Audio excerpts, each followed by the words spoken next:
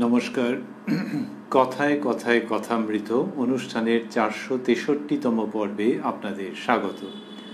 আপনারা এই অনুষ্ঠান দেখছেন প্রাণারাম বাংলা ইউটিউব চ্যানেলে, যেখানে সপ্তাহের প্রত্যেক দিন সম্প্রচারিত হয় এই কথায় কথায় কথামৃত অনুষ্ঠানটি। শুরুর সময় থাকে রাত্রি 9টা, আর কোষ্ঠীপাথর প্রাণারাম ইউটিউব চ্যানেলে প্রত্যেক সপ্তাহের শনিবার সম্প্রচারিত হয় শ্রী শ্রী মায়ের কথা। শুরুর সময় থাকে সন্ধে 6টা। শ্রী শ্রী রামকৃষ্ণ কথামৃততে আজ আমরা প্রবেশ করব নতুন একটি দিনে এবং শুনব শ্রীরামকৃষ্ণের অমৃত বাণী।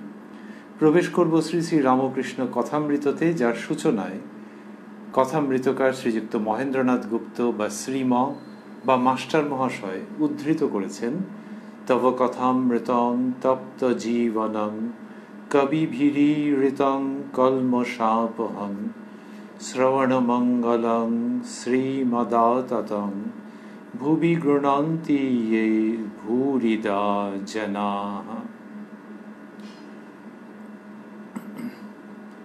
শ্রীরামকৃষ্ণ দক্ষিণেশ্বর মন্দিরে ভক্ত সঙ্গে নিজের ঘরে বসিয়া আছেন।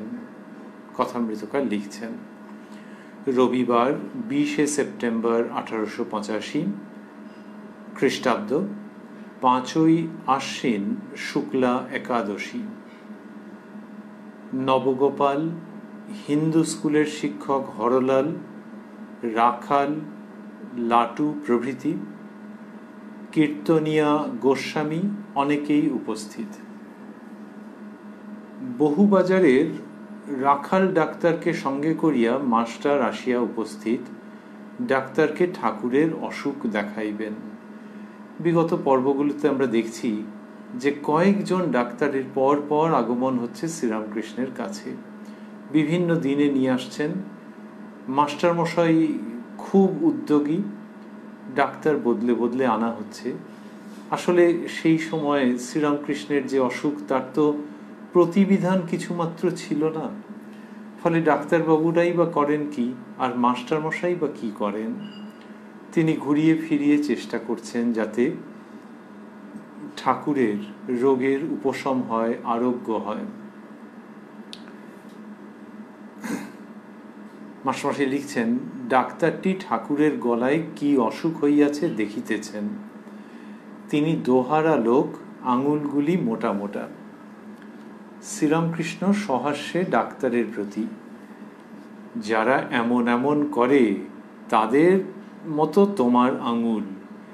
এমন এমন বলতে একটা ভঙ্গি করেছেন, মাস্টারমশাই বন্ধনীর মধ্যে লিখেছেন, অর্থাৎ কুস্তি করে। কে বলবে যে এর শরীরে ওই রকম কষ্ট? ভেতরের সত্তা পূর্ণ আনন্দে অবস্থান করছে, সেটি বুঝতেই পারা যাচ্ছে।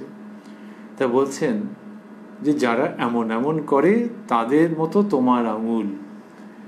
মহেন্দ্র সরকার দেখেছিল, কিন্তু জিভ এমন জোরে চেপেছিল যে ভারী যন্ত্রণা হয়েছিল, যেমন গরুর জিভ চেপে ধরেছে।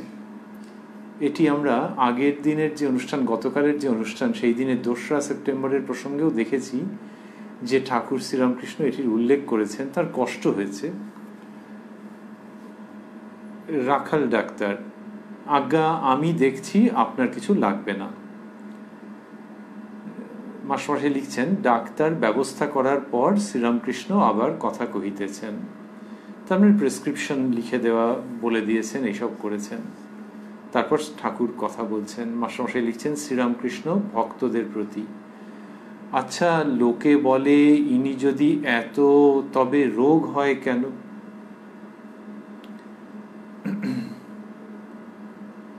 এখানে ইনি যদি এত, তারপর মাস্টারমশাই বন্ধনীর মধ্যে দিয়েছেন এত সাধু। এইবারে কথা বলছেন শ্রীযুক্ত তারক। ইনি কোনজন সেটি এখান থেকে বলা দুরূহ। মাস্টারমশাই লিখছেন, তারক ভগবান দাস বাবাজি অনেক দিন রোগে শয্যাগত হয়েছিলেন। শ্রীরামকৃষ্ণ, মধু ডাক্তার 60 বছর বয়সে রাঁড়ের জন্য তার বাসায় ভাত নিয়ে যাবে, এদিকে নিজের কোনো রোগ নাই। মানে এরকম নিরোগ লোকও আছে, এরকম বলছেন।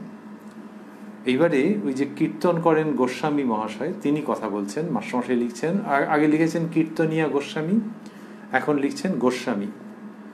আজ্ঞা, আপনার যে অসুখ সে পরের জন্য। যারা আপনার কাছে আসে তাদের অপরাধ আপনার নিতে হয়, সেই সকল অপরাধ পাপ লওয়াতে আপনার অসুখ হয়।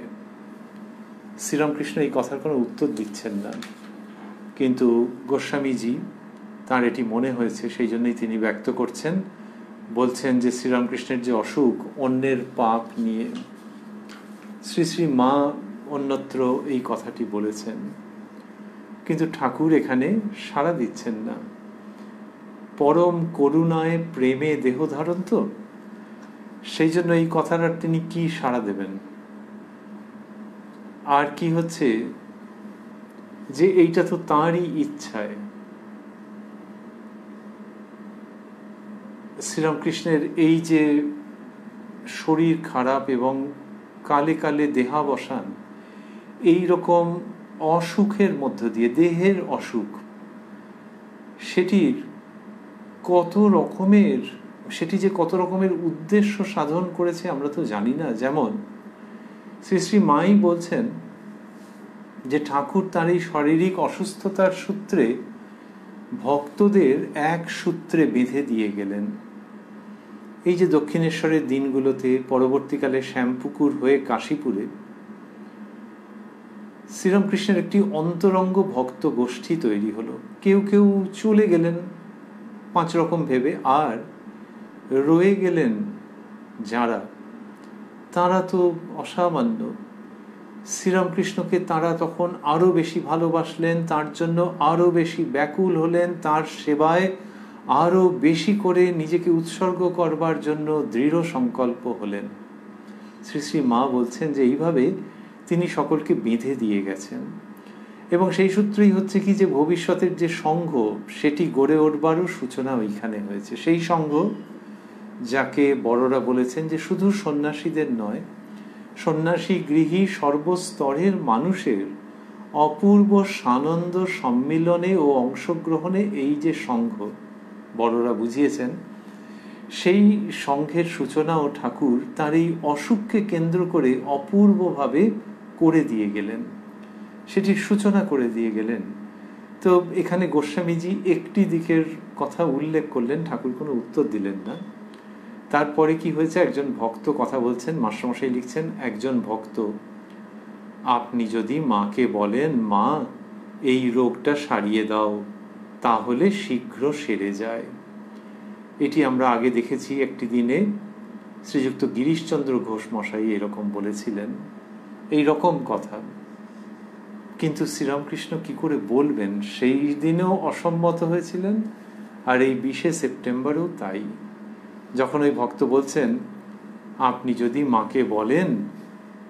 মাকে বলেন মা এই রোগটা সারিয়ে দাও, তাহলে শীঘ্র সেরে যায়, তখন ঠাকুর শ্রীরামকৃষ্ণ বলছেন, মাস্টারমশাই লিখছেন, শ্রীরামকৃষ্ণ, রোগ সারাবার কথা বলতে পারি না, আবার ইদানিং সেব্য সেবক ভাব কম পড়ে যাচ্ছে। একবার বলি, মা তরবারির খাপটা একটু মেরামত করে দাও, কিন্তু ওরূপ প্রার্থনা কম পড়ে যাচ্ছে, আজকাল আমিটা খুঁজে পাচ্ছি না। দেখছি তিনি এই খোলটার ভিতরে রয়েছেন। এই যে শব্দগুলি, আজকাল আমিটা খুঁজে পাচ্ছি না, এগুলিকে মাস্টারমশাই স্থূলাক্ষরে দিয়েছেন। শ্রীরামকৃষ্ণ বললেন যে রোগ সারাবার কথা বলতে পারি না, মানে এটা আমার ধাতের মধ্যে নেই, এইরকম ভাবে বলছেন। আর তারপর বলছেন যে আবার ইদানিং সেব্য সেবক ভাব কম পড়ে যাচ্ছে। এটির মানে কি? ওই মায়ের সঙ্গে ওই রকম ভাব। শ্রীরামকৃষ্ণ বলছেন যে ওই ভক্ত আর ভগবানের ভাব, যে কখনো তুমি প্রভু আমি দাস, কখনো তুমি পূর্ণ আমি অংশ, কখনো তুমি আমি আমি তুমি। তার মধ্যে প্রথমে যেটি তুমি প্রভু আমি দাস, সেটি এখানে এইভাবে বলছেন সেব্য সেবক ভাব। তা বললেন আবার ইদানিং সেব্য সেবক ভাব কম পড়ে যাচ্ছে। মানে ঠাকুর মানুষ রূপে যখন ওই ভগবতীর সঙ্গে, মা জগন্মাতার সঙ্গে তার যে সম্পর্ক সেটির কথা বলছেন, তাহলে ইনি স্বয়ং ভগবান নাকি ইনি একজন সাধক? ওই দুটি তার মধ্যে মিলে রয়েছে, ভগবত ভাব এবং মানব ভাব। এ এক অপূর্ব অপূর্ব সৃষ্টি, অপূর্ব অবতারণ, অপূর্ব সৃজন, যেটি শ্রীমদ্ ভগবত গীতায় উল্লিখিত হচ্ছে, তদাত্মানম সৃজাম্যহম। এই সৃজনের মধ্যে এই দুটো ভাব কি সুন্দর করে মিলে রয়েছে। পূর্ব সৃজনেও দেখতে পাওয়া যায়, আবার এখানেও নতুন ভাবে। তো এখানে এই আজকে 20শে সেপ্টেম্বরে যেটি শুনছি আমরা, সেখানে ওই মানব ভাবের থেকে শ্রীরামকৃষ্ণের এই উক্তি, রোগ সারাবার কথা বলতে পারি না, আবার ইদানিং সেবক ভাব কম পড়ে যাচ্ছে। তার মানে ওই একাত্মতার ভাব, অভেদ ভাব আসছে। তাহলে মাঝখানের যেটি ছিল পূর্ণ অংশ, ওই আর কি পূর্ণ অংশ হয়ে অভেদ ভাবের দিকে সেটিই রয়েছে এখানে। তা যখন সেবক ভাবটা আসে তখন একটু বলেন, কি বলেন? একবার বলি, মা তরবারির খাপটা একটু মেরামত করে দাও। অসাধারণ উক্তি। যে তার মানে একটু কাজ চলার মতো করে। কিসের কাজ চলার বছর? এই যে ঠাকুরের ভেতরে যে সত্তাটি রয়েছে, তার ভেতরে মানে কিসের ভেতর? দেহের ভেতর। তা ওই সত্তা দিয়ে তো কাজ হচ্ছে, ভগবত ভাবের প্রচার হচ্ছে। আবার ওই যে ঠাকুর বলছেন যে ভক্তি ভক্ত লয়ে থাকা, তো এই যে ভেতরের সত্তার এই যে আনন্দ, তার মাধ্যমে এই যে ভগবত উদ্দেশ্য সাধিত হওয়া, তার জন্য বাইরের দেহটার প্রয়োজন। কিরকম? নয় তরবারির খাপটা যেরকম সেরকম, তাহলে খাপটা একটুখানি ঠিকঠাক করে রাখতে হবে, তো সেই জন্য। তো সেই মাকে ওইটা বলছেন, যখন সেবক ভাব, অর্থাৎ মায়ের সঙ্গে একটা যেন তফাৎ, সেই তফাৎটা কিরকম? মা আর সন্তান, একটা পার্থক্য না থাকলে আস্বাদন হবে কি করে? তা সেই পার্থক্যটুকুনি শুধু রয়েছে। তা মা তরবারির খাপটা একটু মেরামত করে দাও, একবার বলি, এইটাই হচ্ছে শ্রীরামকৃষ্ণ বললেন। আর লক্ষণীয় যে এত রকম তো আছে, যে একটা জিনিসের ভেতর একটা খোলসের ভেতর একটা, এখানে তরবারির খাপটা, এটিও একটু অদ্ভুত উচ্চারণ, যে বাবা ভেতরে কি আছে। আর বাইরে খাপটা দেখলে বোঝা যাচ্ছে না, একটু যেন জীর্ণ হয়ে গেছে, কিন্তু ভেতরে ওই রকম।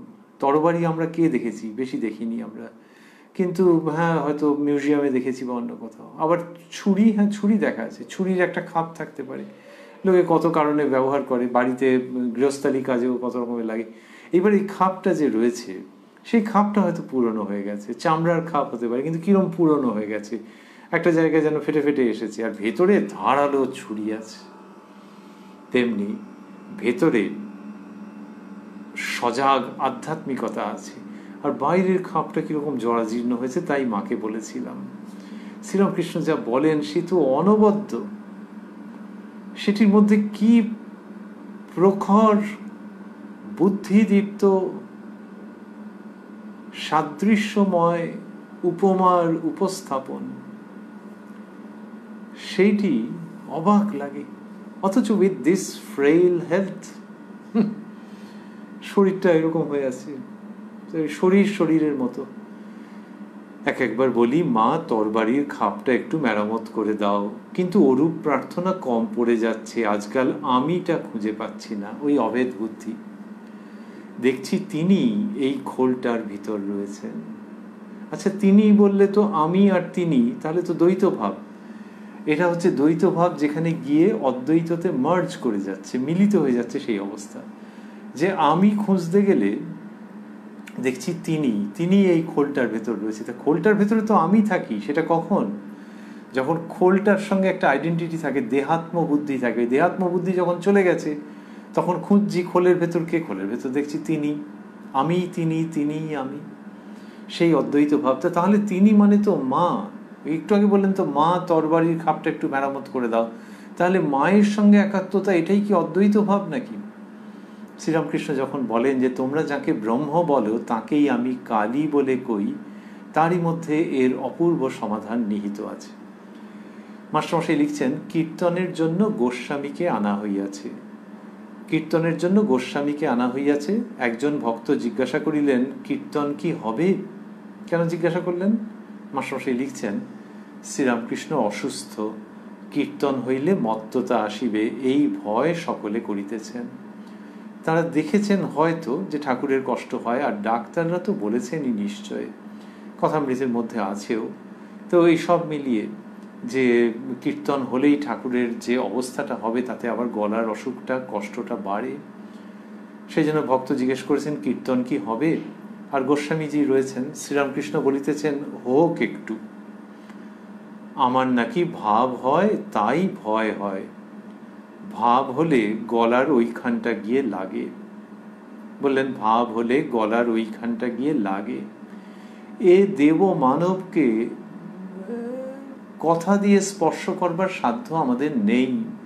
যেমন পুষ্প নিবেদন করে দেবতাকে পুজো করবার সাধ্য কি আমাদের আছে?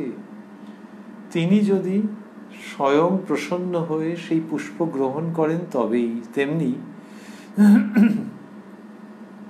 এই বচন পুষ্প দ্বারা নির্মিত অর্ঘ্য যদি তিনি গ্রহণ করেন তবেই। কারণ শ্রীরামকৃষ্ণ যা বলছেন, তার শ্রীমুখ থেকে যে অমৃত কথা উচ্চারিত হচ্ছে, সেটিকে আমরা কি করে তার সঙ্গে ফিটিং কোনো প্রসঙ্গের মধ্যে যাব যদি না তিনি সম্মত হন?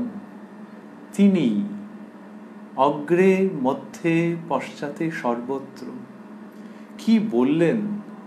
বললেন যে ভাব হলে গলার ওইখানটা গিয়ে লাগে, ইট হার্টস,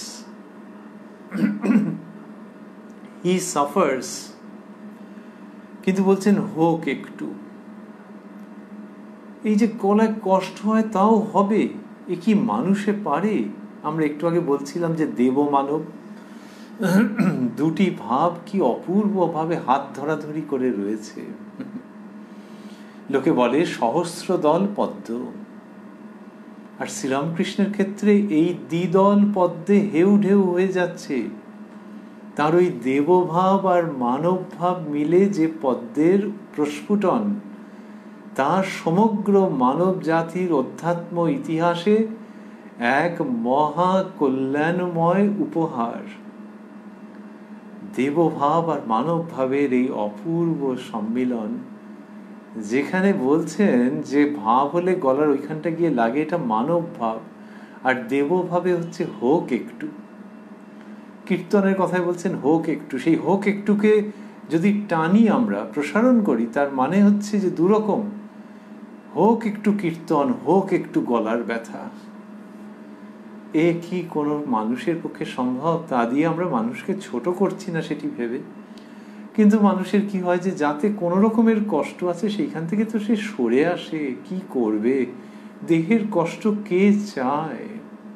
সেখান থেকে সরে আসে যে এইটা করলে কষ্ট হয়। এখন লোকে নেটে দেখে যে কি কি পরিহার করতে হবে।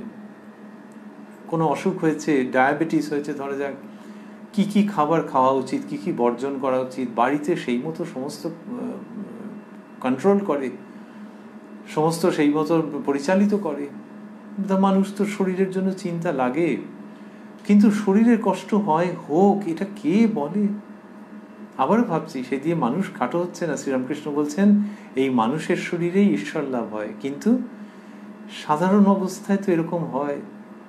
আর ওই অসাধারণ অবস্থায় যখন মানব ভাবের সঙ্গে দেবভাব হাত ধরাধরি করে অবস্থান করছে।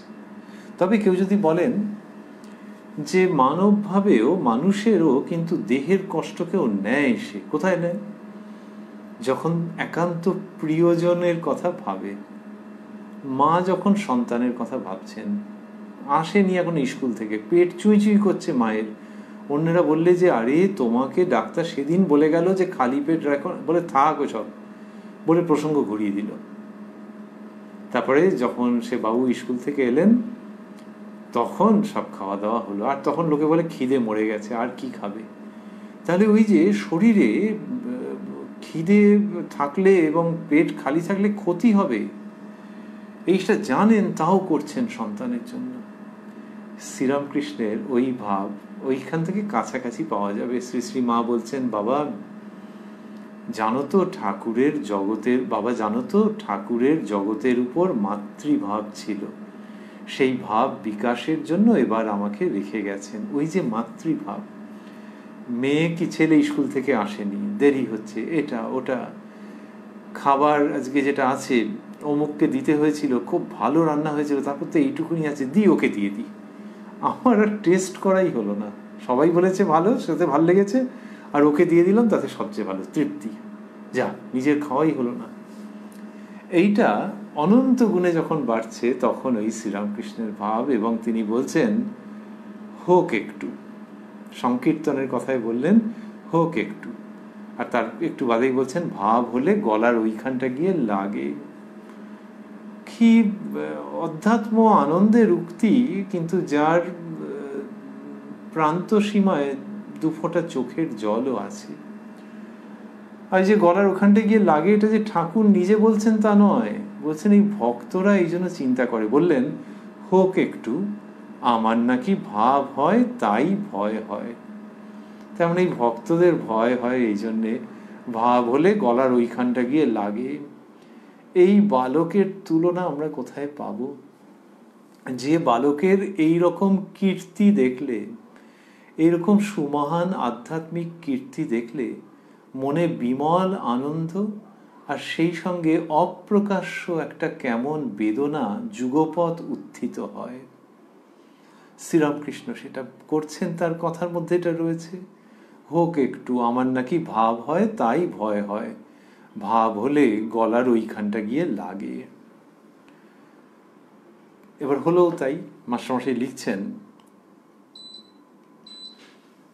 কীর্তন শুনিতে শুনিতে ঠাকুর ভাব সম্বরণ করিতে পারিলেন না। কীর্তন শুনিতে শুনিতে ঠাকুর ভাব সম্বরণ করিতে পারিলেন না, দাঁড়াইয়া পড়িলেন ও ভক্ত সঙ্গে নৃত্য করিতে লাগিলেন। এই ভক্ত সঙ্গে নৃত্য করছেন, আর কিছু নেই। তাহলে তখন গলায় লাগছে কি না? নিশ্চয়ই লাগছে, কিন্তু সেটা অতিক্রান্ত এই অবস্থা। তাহলে এটাকে দেখবার আবার দুটি দিক আছে। একটি হচ্ছে যে ভক্তদের জন্য, যে তারা এসে তাদের জন্য, তাদের চিন্তা ওই যে কীর্তন হবে, ভক্ত সঙ্গে আনন্দ হবে, তাদের ভেতর ভগবত ভাবের স্ফুরণ হবে। আরেকটি হচ্ছে যে যখন ওই ভাবটা আসছে তখন দেহ একধারে পড়ে থাকছে, তিনি নিজেও বলেন, সেটি বলবেনও, তখন আর ওইটা মনেই হচ্ছে না, বা তাহলে মনে হচ্ছে না তো ঠিকই আছে না, তিনি তো জানেন যে তারপরে ওটা চাগার দেবে। কীর্তন শুনিতে শুনিতে ঠাকুর ভাব সম্বরণ করিতে পারিলেন না, দাঁড়াইয়া পড়িলেন ও ভক্ত সঙ্গে নৃত্য করিতে লাগিলেন। ডাক্তার রাখাল সমস্ত দেখিলেন, তাহার ভাড়াটিয়া গাড়ি দাঁড়াইয়া আছে। তিনি ও মাস্টার গাত্রোত্থান করিলেন, কলিকাতায় ফিরিয়া যাইবেন। ঠাকুর শ্রীরামকৃষ্ণকে উভয়ে প্রণাম করিলেন। শ্রীরামকৃষ্ণ সস্নেহে মাস্টারের প্রতি, তুমি কি খেয়েছ? এটি জিজ্ঞেস করলেন। তার মানে ওই যে সব দিকটাতে মন রয়েছে। আর তুমি কি খেয়েছো জিজ্ঞেস করা একরকম, আর মাস্টারমশাই লিখছেন সস্নেহে মাস্টারের প্রতি, তুমি কি খেয়েছো? এই আবারও ভাবছি আমরা যে এমনিতে দেহের দিকে মন থাকলে এতটা হয়। এটির সঙ্গে সঙ্গে 20শে সেপ্টেম্বরের প্রসঙ্গের সমাপন, 20শে সেপ্টেম্বর 1885। তারপর মাস্টারমশাই লিখছেন, বৃহস্পতিবার 24শে সেপ্টেম্বর পূর্ণিমার দিন রাত্রে শ্রীরামকৃষ্ণ তাহার ঘরের ছোট খাটটির উপর বসিয়া আছেন। তাহলে পূর্ণিমার রাত্রে মাস্টারমশাই কতভাবে শ্রীরামকৃষ্ণের সঙ্গ লাভ করেছেন। পূর্ণিমার আকাশে যেরকম চাঁদের আলোর বন্যা বয়ে যায়, তেমনি হয়তো এদের হৃদয় আকাশে শ্রীরামকৃষ্ণ সান্নিধ্যজনিত আনন্দের বন্যা বয়ে গেছে। তবে ওই শরীর খারাপের জন্য ব্যথাটাও ভেতরে রিন রিন করে বেজেছে। ভক্তদের মধ্যে এই রকমই অবস্থা। মাস্টারমশাই লিখছেন, বৃহস্পতিবার 24শে সেপ্টেম্বর পূর্ণিমার দিন রাত্রে শ্রীরামকৃষ্ণ তাহার ঘরের ছোট খাটটির উপর বসিয়া আছেন, গলার অসুখের জন্য কাতর হইয়াছেন। মাস্টার প্রভৃতি ভক্তেরা মেঝেতে বসিয়া আছেন। এই যে ঠাকুরের কাতর হওয়া, এটি পুরো দেখা গেছে তার স্থূল শরীর ত্যাগ পর্যন্ত, যে একদম বাচ্চাদের মতো, যে এক এক সময় ব্যস্ত হচ্ছেন, তারপরে আর কোনো হুঁশই থাকছে না। এইটা অদ্ভুত দেখে এরা শ্রদ্ধায় বিস্ময়ে স্তম্ভিত হয়ে প্রণত হয়েছেন শ্রীরামকৃষ্ণ মাস্টারের প্রতি। একবার ভাবি দেহটা খোল মাত্র, সেই অখণ্ড বই আর কিছু নাই, সেই অখণ্ড বই আর কিছু নাই। অখণ্ড, তারপর মাস্টারমশাই বন্ধনীর মধ্যে দিয়েছেন সচ্চিদানন্দ। সেই অখণ্ড বই আর কিছু নাই, এই কথাগুলিকে মাস্টারমশাই স্থূলাক্ষরে দিলেন। তো মাস্টারমশাই লিখছেন ঠাকুরের কথা শ্রীরামকৃষ্ণ মাস্টারের প্রতি, একবার ভাবি দেহটা খোল মাত্র, সেই অখণ্ড বই আর কিছু নাই। তাহলে এই যে গলার অসুখের জন্য কাতর, কিন্তু তারপরেই এটি বলছেন যে দেহটা খোল মাত্র, সেই অখণ্ড বই আর কিছু নাই। সেই সচ্চিদানন্দ তিনিই ভেতরে রয়েছেন, তো তিনিই অবস্থান করছেন, তাছাড়া আর কিছু নেই। এটি আমরা আগের দিন দেখেছি। মায়ের কথা বলতে বলতে তিনি বললেন, গতকালের প্রসঙ্গে ছিলাম আমরা, তিনি বলছেন যে একবার বলি, ওই একজন ভক্ত বললেন যে আপনি যদি মাকে বলেন মা এই রোগটা সারিয়ে দাও তাহলে শীঘ্র সেরে যায়, এটি বলেছিলেন। এটি গতকাল নয়, আমরা আজকের প্রসঙ্গেই পেয়েছি যে 24শে সেপ্টেম্বরের প্রসঙ্গ, মানে 20শে সেপ্টেম্বরের প্রসঙ্গ, তারপর 24শে সেপ্টেম্বরে আমরা রয়েছি। তো এই 20শে সেপ্টেম্বরেই বলেছেন যে একবার বলি মা তরবারির খাপটা একটু মেরামত করে দাও, কিন্তু অরূপ প্রার্থনা কম পড়ে যাচ্ছে আজকাল, আমিটা খুঁজে পাচ্ছি না, দেখছি তিনি ওই খোলটার ভিতর রয়েছেন। তাহলে ওই মা কালী সচ্চিদানন্দ ব্রহ্ম, এই অর্থে তো। আর এখানে সেইটি পেলাম আমরা 20শে সেপ্টেম্বরের পর 24শে সেপ্টেম্বরের প্রসঙ্গে শ্রীরামকৃষ্ণ বলছেন একবার ভাবি দেহটা খোল মাত্র, সেই অখণ্ড বই আর কিছু নাই। তারপর বলছেন ভাবাবেশ হলে গলার অসুখটা এক পাশে পড়ে থাকে, এখন ওই ভাবটা একটু একটু হচ্ছে আর হাসি পাচ্ছে। এইটা তার একটা অদ্ভুত অবস্থা। বললেন যে ভাবাবেগ হলে গলার অসুখটা এক পাশে পড়ে থাকে, তারপর বলছেন এখন ওই ভাবটা একটু একটু হচ্ছে আর হাসি পাচ্ছে। এই হাসিটা যে শ্রীরামকৃষ্ণ পাচ্ছে, হাসি পাচ্ছে, এ ভারী অদ্ভুত। তার হাসি পাচ্ছে। আচ্ছা, ভাবাবেগে মায়ের সঙ্গে আনন্দপূর্ণ বিনিময়, সেই সচ্চিদানন্দের একত্বানুভূতি, কিন্তু সচ্চিদানন্দের সঙ্গে সেই একত্বানুভূতি, কিন্তু হাসি পাবে কেন? এই হাসিটা শ্রীরামকৃষ্ণের ভারী বিচিত্র, অপূর্ব, কিছুটা মিস্টিক। তার ওই হাসি পায়। এর অনেক পরে, কিছুকাল পরে বেশ কিছুকাল পরে শ্যাম্পু করে একদিন স্নানের পর শ্রীরামকৃষ্ণ আপন মনে বসে হাসছেন। দুজন সাধু এসছেন, তারা দেখছেন। আর তখন বলা বাহুল্য যে ঠাকুরের শরীর আরো খারাপ, স্থূল শরীর।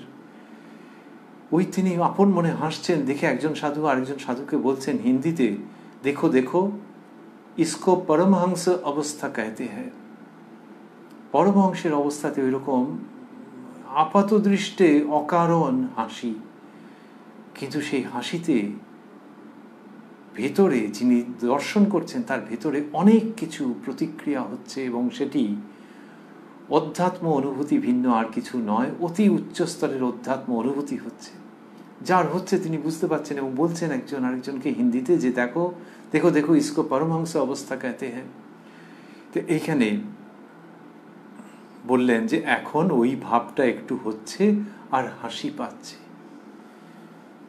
মাস্টারমশাই লিখছেন দ্বিজোর ভগিনী ও ছোট দিদিমা ঠাকুরের অসুখ শুনিয়া দেখিতে আসিয়াছেন, তাহারা প্রণাম করিয়া ঘরের এক পাশে বসিলেন। মাস্টারমশাইয়ের শ্যালক শ্রীযুক্ত দ্বিজো সেন। তো তিনি তো পরিচয়ে কিছু লেখেন না। দ্বিজোর ভগিনী, তার মানে ছোট বোন, এরকমই অনুমান করা যায়। ও ছোট দ্বিজোর ভগিনী ও ছোট দিদিমা ঠাকুরের অসুখ শুনিয়া দেখিতে আসিয়াছেন, তাহারা প্রণাম করিয়া ঘরের এক পাশে বসিলেন। দ্বিজোর দিদিমাকে দেখিয়া ঠাকুর বলিতেছেন, ইনি কে? যিনি দ্বিজোকে মানুষ করেছেন। আচ্ছা, দ্বিজো এমন এমন কিনেছে কেন? মানে একতারা কিনেছে। মাস্টার, আগে তাতে দুই তার আছে। তো দ্বিজকে নিয়ে শ্রীরামকৃষ্ণের অনেক চিন্তা আছে। দ্বিজোর মধ্যে খুব ভালো আধ্যাত্মিক সত্তা শ্রীরামকৃষ্ণ এটি বলেন। আর শ্রীযুক্ত দ্বিজোর বয়স কম, সেই জন্য বাড়ির লোকের অপছন্দ যাতে হয় এরকম কিছু না করাই ভালো। এবং বাড়ির লোকের অনেক অপছন্দ হয়েছে। মাস্টারমশাই দ্বিজকে নিয়ে এসেছেন ঠাকুরের কাছে, বাড়ির মানুষ ঠিক পছন্দ করেননি। কি করবেন? সেকালে সবাই কি ঠাকুরের স্বরূপ এবং তার মাহাত্ম্য বুঝতে পেরেছেন? তো সেই জন্য ঠাকুর খুব সতর্ক থাকতে বলতেন যে অপ্রীতিভাজন যেন সে না হয়ে যায় ঘন ঘন। তো ওখানে বললেন যে আচ্ছা দ্বিজ এমন এমন কিনেছে কেন, মানে একতারা বলতে চাইছেন। তা ওইটা কিনলেই হলো যে কি করবে রে বাবা, এই তো বোঝা যাচ্ছে না, এইরকম আর কি। এসব কেনার দরকার কি ছিল? তা মাস্টারমশাই যে উত্তর দিলেন, তারপরে শ্রীরামকৃষ্ণ বলছেন, মাস্টারমশাই লিখছেন, শ্রীরামকৃষ্ণ, একে ওর বাবা বিরুদ্ধ, সবাই কি বলবে, ওর পক্ষে গোপনে ডাকাই ভালো। গোপনে শব্দটির পর মাস্টারমশাই বন্ধনীর মধ্যে দিয়েছেন ঈশ্বরকে, আর এই শব্দগুলিকে স্থূলাক্ষরে দেওয়া আছে, গোপনে ডাকাই ভালো। তো শ্রীরামকৃষ্ণ বললেন যে একে ওর বাবা বিরুদ্ধ, সবাই কি বলবে, সবাই কি বলবে, ওর পক্ষে গোপনে ডাকাই ভালো। তিনিও বলতেন তো যে যত হয় সুপ্ত তত হয় পোক্ত, বা যত হয় গুপ্ত তত হয় পোক্ত, যে ঈশ্বর সাধনা একান্তে করতে হয়, নির্জনে করতে হয়। আর এখানে শ্রীযুক্ত দ্বিজ ওরকম কিনে ফেলেছেন, কিন্তু ঠাকুরের কথা হচ্ছে যে এইসব লোক জানাজানি করার কি দরকার, গোপনে ডাকাই ভালো। তারপর মাস্টারমশাই লিখছেন একটি চমৎকার প্রসঙ্গ। শ্রীরামকৃষ্ণের ঘরে দেয়ালে টাঙানো গৌর নিতাইয়ের ছবি একখানা বেশি ছিল। গৌর নিতাই সাঙ্গপাঙ্গ লইয়া নবদ্বীপে সংকীর্তন করছেন এই ছবি। রামলাল শ্রীরামকৃষ্ণের প্রতি, মানে ঠাকুরের ভাইপো রামলাল দাদা, তার কথা আসছে, রামলাল শ্রীরামকৃষ্ণের প্রতি, তাহলে ছবিখানা একেই দিলাম। একেই বন্ধনীর মধ্যে মাস্টারমশাই লিখেছেন মাস্টারকে। শ্রীরামকৃষ্ণ, আচ্ছা তা বেশ। তো ওই ঠাকুরের কাছ থেকে ওই ছবি তিনি পেয়েছিলেন, যে মাস্টারমশাই লিখছেন শ্রীরামকৃষ্ণের ঘরে দেয়ালে টাঙানো গৌর নিতাইয়ের ছবি একখানা বেশি ছিল। সেটি গৌর নিতাই সাঙ্গপাঙ্গ লইয়া নবদ্বীপে সংকীর্তন করছেন এই ছবি। সেটি শ্রীরামকৃষ্ণের অনুমতি অনুসারে মাস্টারমশাই লাভ করলেন। মাস্টারমশাই ঠাকুরের কাছে যাওয়ার আগেই শ্রী শ্রী শ্রীচৈতন্য চরিতামৃত খুব পড়েছিলেন, প্রায় মুখস্থ ছিল।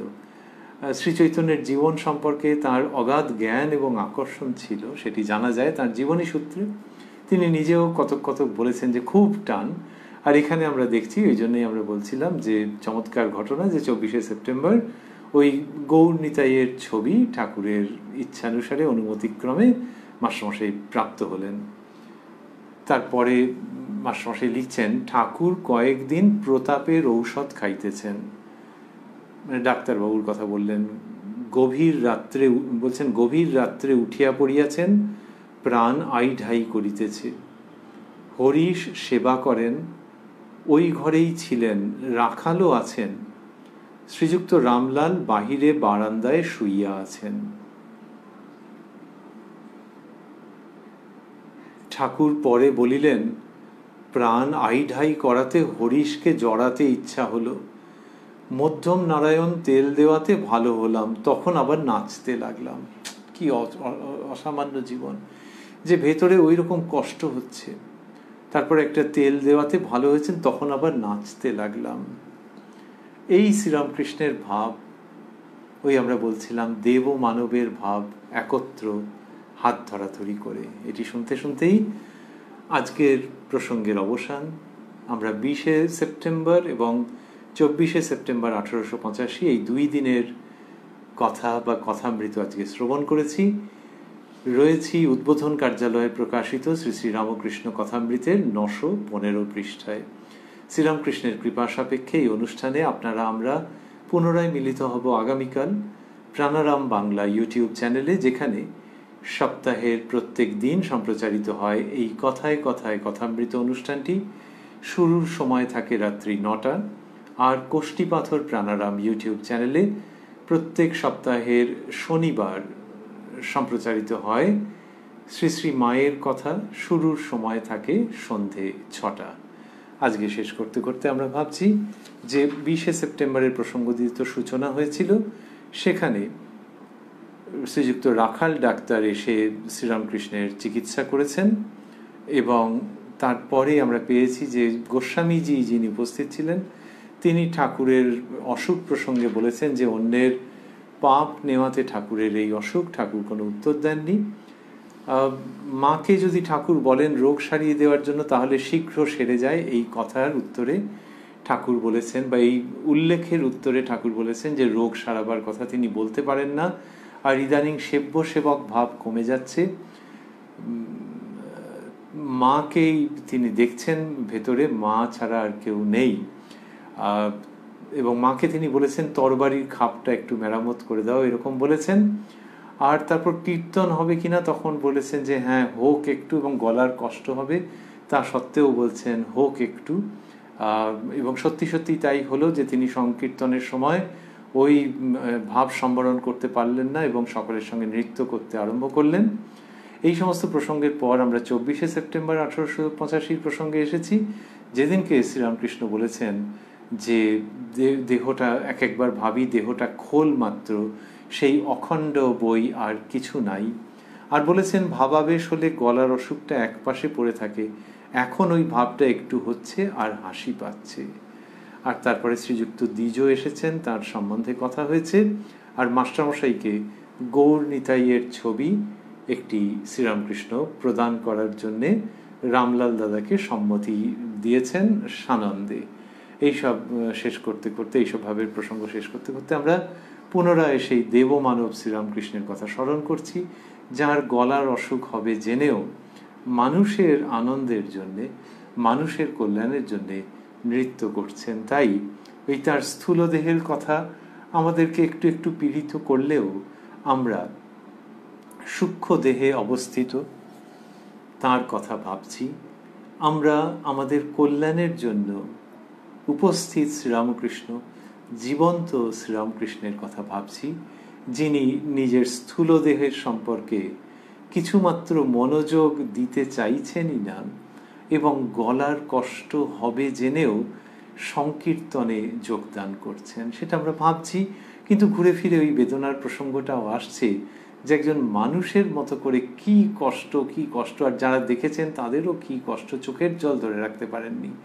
তাদেরও বলছি আমরা এই জন্য যে শ্রীরামকৃষ্ণের ক্ষেত্রে তো ওই দৈহিকভাবে ওটা দেখা যাচ্ছে, তো ডাক্তার পরামর্শ দিচ্ছেন তার জন্য দক্ষিণেশ্বর থেকে শিফট করে শ্যামপুকুরে, সেখান থেকে আবার কাশীপুর, এইসব তো হচ্ছে। তো তার দেহের কষ্ট, কিন্তু ওই তিনি সেই কষ্টটাকে মানছেন না। কিন্তু তবু আমরা ভাবছি এই দেবমানব যিনি দেহের কষ্ট হবে জেনেও সেটা সরিয়ে রাখছেন, সংকীর্তনের কথাই বলছেন হোক একটু, আর বলছেন যে ওরা ভয় পায় কেন, আমার নাকি ভাব হয় তাই ভয় হয়, ভাব হলে গলার ওইখানটা গিয়ে লাগে, এই কথা যিনি বলছেন, এই কথামৃত যার শ্রীমুখ থেকে উচ্চারিত হচ্ছে, তিনি আমাদের পরম শ্রদ্ধার, আমাদের সাষ্টাঙ্গ প্রণামের এবং কোনো সন্দেহ নেই আমাদের অন্তর উজাড় করে দেওয়া সমস্তটুকুনি ভালোবাসার পাত্র একাধারে। ওং নিরঞ্জনং নিত্যম অনন্ত রূপং ভক্তানুকম্পাধৃত বিগ্রহং বৈ ঈশাবতারং পরমেশমিড্যং তং রামকৃষ্ণং শিরসা নমামঃ।